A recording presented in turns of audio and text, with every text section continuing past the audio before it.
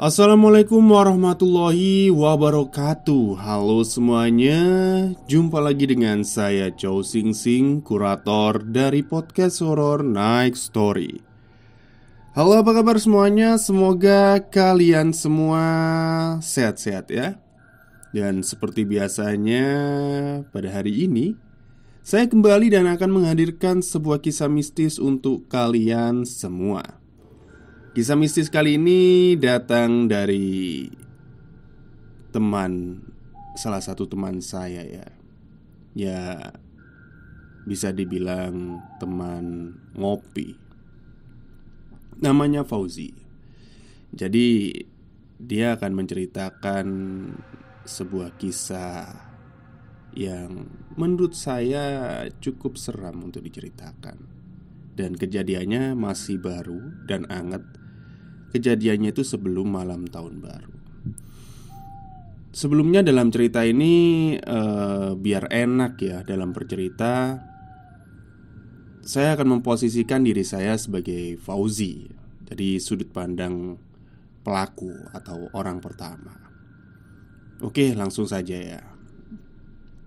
Jadi waktu itu saya sama teman-teman kantor itu merencanakan buat nyewa villa pada saat malam tahun baru. Dua orang ini adalah teman akrab saya di kantor. Namanya Ican sama Dani. Ya niatnya sih mau ngajak keluarga juga ya. Jadi kami semua udah berkeluarga kecuali saya. Jadi dua orang ini udah berkeluarga, teman saya ini. Karena saking akrabnya kami, ya apa-apa itu kita sering bareng gitu kan. Kalau liburan, apalagi kalau ada acara-acara ya. Setelah itu, setelah kita rencanakan untuk nginep villa di salah satu villa yang ada di Trawas, tiba-tiba si Ican ini ngomong, kayaknya aku nggak bisa ikut. Padahal kan kemarin dia udah ngomong bisa ikut ya. Kenapa? Mertuaku ada di rumah, nggak enak lah ditinggal. Terus gimana nih? Ya udahlah, jangan malam tahun baru aja acaranya. Kalau bisa sebelumnya, seminggu sebelumnya gitu. Terus kita kemana? Apa tetap di villa? Enggak, kita ke bumi perkemahan aja. Ican ngomong gitu. Nah, si Dani ini ngomong, ya udah deh, nggak enak juga malam tahun baru. Kan waktunya kumpul sama keluarga ya. Apalagi mereka berdua udah berkeluarga sih. Oke, kita setuju untuk ke bumi perkemahan waktu itu. Dan ya enak juga sih sebenarnya kayak kita ke sana itu kan bukan hari weekend ya. Jadi nggak terlalu ramai dan nggak macet juga. Kita berangkat hari waktu itu cuti kantor. Hari Selasa, itu pokoknya seminggu sebelum tahun baru. Kurang lebih seperti itulah, sebelum tahun baru semingguan gitu. Saya, Ican, Dani. Cuma 3 orang dan kami berangkat tanpa keluarga. Ya niatnya ya cuma buat seru-seruan aja lah semalam gitu kan. Nginep semalam di tenda bertiga. Ketika kami sudah sampai di salah satu bumi perkemahan yang ada di Trawas, itu tempatnya sepi, hening, tapi bagus sih view-nya itu. Karena di situ pokoknya hijau lah, bikin mata cerah gitu ya. Sampai di sana cuma ada beberapa tenda yang terisi yang waktu itu saya lihat. Akhirnya petugas datang ke kami. Mas Ican ya? Oh iya, yang reservasi itu ya waktu itu booking itu ya. "Oh iya mas, ini mas tendanya yang sebelah sana gitu, nomor berapa gitu saya lupa." Akhirnya malam itu kami udah siap-siap. Dan waktu itu memang kita sewa tenda itu ada paketannya ya. Dapat kayak bakar-bakaran gitulah intinya. Ada sosis, ada pokoknya daging-daging grill-grillan gitu. Kita bakar-bakar sambil lihat suasana hutan, sungai gitu. Nah, waktu kita bakar-bakar itu, entah kenapa itu saya tiba-tiba merinding gitu. Karena pada itu yang bakar-bakar itu cuma kita di antara tenda-tenda semua. Ya memang sih ada beberapa tenda yang terisi, cuman kok kayaknya nggak ada kehidupan di sana ya gitu. Bisa dilihat kok kalau tenda terisi itu lampunya nyala gitu loh. Lampu ini ya, lampu kayak lampu-lampu teplok itu nyala. Cuman kok nggak ada kehidupan ya. Akhirnya ya udahlah, untuk menutupi rasa merinding itu saya paksakan untuk ngobrol-ngobrol.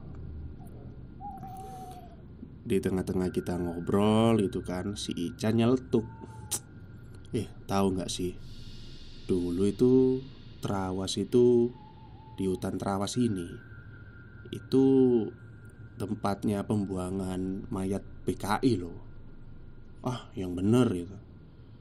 Iya beneran, itu kata bapak aku. Jadi waktu dulu kakek si Ican ini pejuang, dia ikut menumpas PKI juga gitu kan. Ini mayatnya ini dibuang di hutan antara Trawas terus Pacet. Dulu kan masih belum seramai ini ya. Jadi dibuangnya di situ, dan kebanyakan dari mayat-mayat itu juga tanpa kepala. Ya cocok sih hawanya ketika dia bercerita seperti itu, kita ada di tempat kejadian gitu ya. Ya meskipun kita nggak tahu itu di hutan yang mana. Namanya Trawas kan hutannya luas ya. Di sebelah mananya kita nggak tahu. Dan ya otomatis kita bertiga dengar, kita berdua, saya dan Dani dengar ceritanya Ican ini, terbawa suasana juga. Setelah itu tiba-tiba saat dia ngobrol-ngobrol si Ican tentang PKI dan pembuangan mayat itu, dari arah kejauhan, dari arah seberang sungai itu kan kayak ada pohon-pohon gitu ya. Ada sinar senter.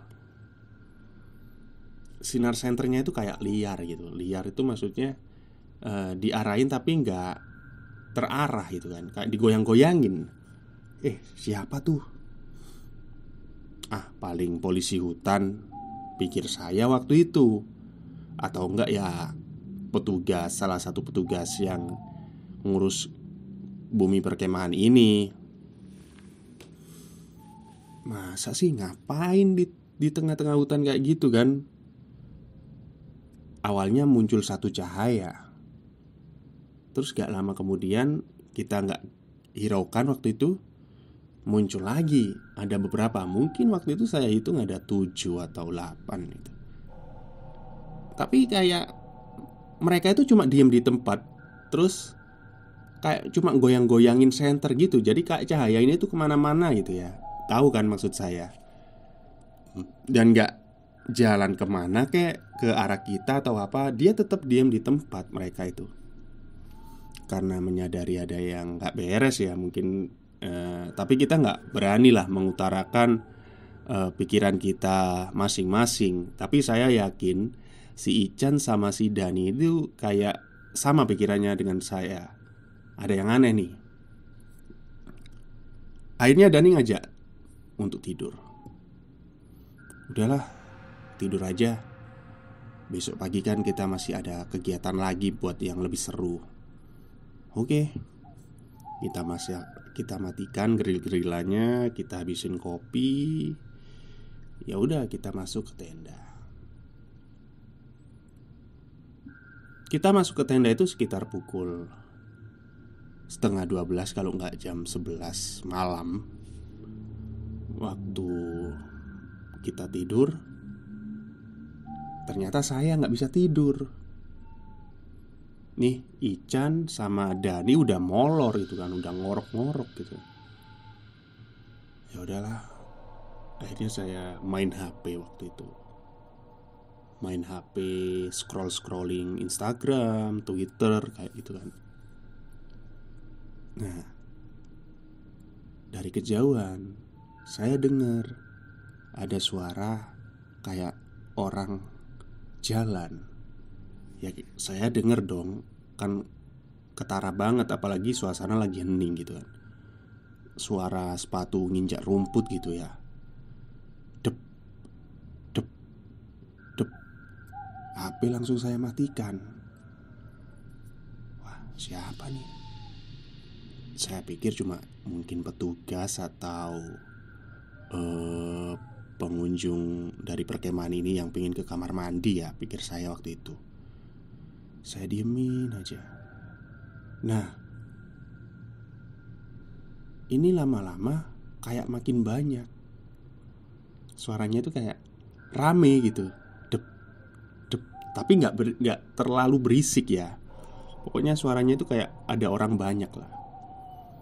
Dan saya juga ngerasa kayak ini kemah saya atau tenda saya ini kayaknya lagi dikelilingin sama orang-orang itu. Ini pikiran saya aja waktu itu. Gak lama kemudian saya lihat bayangan salah satu orang yang mengelilingi tenda saya itu tadi. Saya lihat dari siluetnya sih laki-laki ya, tapi jalannya itu lamban banget ya. Kayak gimana ya, ngapain gitu loh malam-malam deket-deket tenda orang. Tapi waktu itu saya nggak berani keluar, karena saya waktu itu entah kenapa masih terngiang-ngiang sama ceritanya Ican tentang PKI itu tadi. Saya lihat itu kan. Cuman yang saya lihat ini bayang-bayangan ini kayak mereka berputar-putar di sekitar tenda saya waktu itu. Saya bangunin nih si Dani, dan tapi nggak bisa bangun. Si Ican juga saya bangunin, nggak mau bangun juga. Ya udahlah, saya sendirian, saya amati aja. Takutnya kan, ini pikiran buruk saya ya waktu itu. Mungkin gitu kan, perampokan lah intinya kayak gitu. Saya mikirnya, apa mungkin ini pengunjung lain mau ngerampok tenda kita atau gimana? Saya kan nggak tahu ya, pokoknya pikiran jelek waktu itu. Nah, setelah berputar saya lihat bayangannya itu kan, bayangan manusia. Gak lama kemudian ada salah satu bayangan yang berbeda. Saya kiranya itu mata saya yang salah lihat. Ternyata ada salah satu bayangan yang dia, mohon maaf nih, kayak gak ada kepalanya. Jadi jalan itu, kalau bayangan gak ada kepalanya ya kelihatan banget ya. Jalan gitu. Pikir saya, ini emang mata saya yang salah atau memang gak ada kepalanya gitu kan. Dia tetap jalan, muter. Tapi yang lain ada kepalanya gitu. Jadi kan ada pembedanya. Berarti ini mata saya nggak salah, memang bayangan tadi nggak ada kepalanya gitu kan. Gak lama kemudian, wah ini nggak beres nih. Saya langsung tidur, saya tutupin muka saya pakai bantal. Itu sampai pagi menjelang. Tapi waktu itu saya belum berani bercerita ya, takutnya saya dikira halusinasi atau mimpi lah, intinya kayak gitu. Kita bangun, ya olahraga kecil-kecilan, bikin kopi, terus sarapan. Jam 10 kita packing dan saya lihat waktu itu gak ada orang sama sekali. Padahal waktu kami datang itu kan ada beberapa tenda yang nyala ya. Tapi memang nggak ada kegiatan sih, nggak ada orang yang geril-gerilan waktu malam sama kita kayak gitu. Akhirnya saya datangi petugas, terus ngobrol gitu. Sepi banget ya mas gitu. Saya ngomong gitu ke petugasnya. Iya mas, mungkin nanti ramainya tahun baru gitu kan. Nah terus orang-orang yang nyewa tenda tuh di situ-situ kok kayaknya nggak ada ya. Maksudnya itu apa di sini cuma numpang tidur gitu? Masa kesini cuma numpang tidur nggak menikmati pemandangan? Begitu kan kata saya waktu itu. Petugasnya ngomong nih, pengunjung yang mana mas? Ya itu tadi malam saya lihat, kemarin juga waktu datang saya lihat ada beberapa tenda yang ada isinya gitu. Hah? Nggak ada mas. Petugasnya ngomong gitu. Maksudnya yang nyewa tenda ini tadi cuma Pak Ican aja, temennya sampean. Jadi kemarin sampai semalam itu, sampai sehari ini, ya cuma sampean semua yang nyewa, nggak ada yang lain gitu. Wah saya ngomong, wah jangan bercanda deh mas. Iya mas, beneran. Makanya saya bilang mungkin nanti tahun baru baru rame mas. Ya nggak tahu, kok sampean bisa bilang kayak gitu? Waduh, berarti saya ini salah lihat dong. Dan memang nggak tahu salah lihat atau gimana. Akhirnya saya manggil Ican sama Dani nih buat nguatin omongan saya. Tapi sebelumnya memang mereka ya nggak pernah, saya dan Dani sama Ican itu nggak pernah ngobrolin tentang pengunjung lain ya. Terus saya ngomong, Dan, tadi malam kan itu ya ada beberapa tenda yang nyala ininya ya, apa itu namanya, lampunya gitu kan, lampu petromaknya. Waduh, kurang tahu sih aku. Soalnya aku nggak fokus ke yang lain, cuma fokus sama ya udah pemandangan sini aja. Wah, berarti cuma saya ya waktu itu yang lihat. Udahlah, saya nggak mau mikir aneh-aneh. Terus saya akhirnya memberanikan diri untuk cerita tentang kejadian yang saya alami semalam. Dan si pengunjung, si petugas dari Bumi Perkemahan itu juga ngomong, ya sebenarnya bukan mas aja sih yang pernah ngalamin seperti ini. Ada beberapa orang. Dan memang sebenarnya ada hari-hari ya yang kita sendiri juga ada pantangan jangan buka atau nggak boleh buka. Cuman waktu itu bos saya ngomong ya udahlah buka aja lah, kita juga butuh pemasukan gitu kan. Waktu itu keuangan keuangan kantor juga nggak sehat. Ya udah mas, waktu itu kita buka. Dan memang pada malam yang dilarang itu kan, maksudnya malam yang kita sebenarnya nggak boleh buka, yaitu tadi kemarin malam sama malam ini mas gitu. Waduh, untung kita sekarang pulang. Ngomong saya waktu itu ke si Ican sama Dani, karena kemarin malamnya saya udah ngalamin sendirian gitu kan. Tenda dikelilingin orang, terus ada bayangan manusia tanpa kepala. Ya meskipun saya nggak lihat secara real ya, tapi suasana waktu itu sangat merinding lah. Dan akhirnya saya ngomong juga, nah saya juga mau ngomong nih mas. Ini kalau Dani sama Ican lihat sendiri, saya dari kejauhan itu seberang sungai, terus arah hutan, itu kok lihat kemarin malam lihat ada lampu cahaya, kayak cahaya senter. Itu kayak digoyang-goyangin gitu mas. Jadi mereka kayak nggak jalan gitu. Ya mungkin penunggu situ mas. Petugasnya cuma ngomong kayak gitu gitu. Nggak ada penjelasan yang lain itu. Ya dia cuma hemat bicara lah ya. Mungkin dia takut kalau terlalu banyak bicara nantinya salah ya. Ya udahlah, intinya kita waktu itu pulang. Setelah itu Dan alhamdulillahnya kita nggak ada kejadian yang lebih aneh-aneh lagi ya. Dan cuma saya yang mengalami kejadian itu. Ya mungkin itu saja, dan saya pikir saya tidak akan menyebutkan nama lokasi bumi perkemahannya di mana atau di mana itu ya. Karena saya nggak mau merusak usaha orang. Tapi bukan hanya di situ saja ya, pikir saya. Banyaklah di bumi perkemahan lain pasti pernah ada kejadian yang seperti ini. By the way juga negara kita itu masih kental dengan mistisnya. Oke, mungkin itu saja cerita dari saya, Fauzi.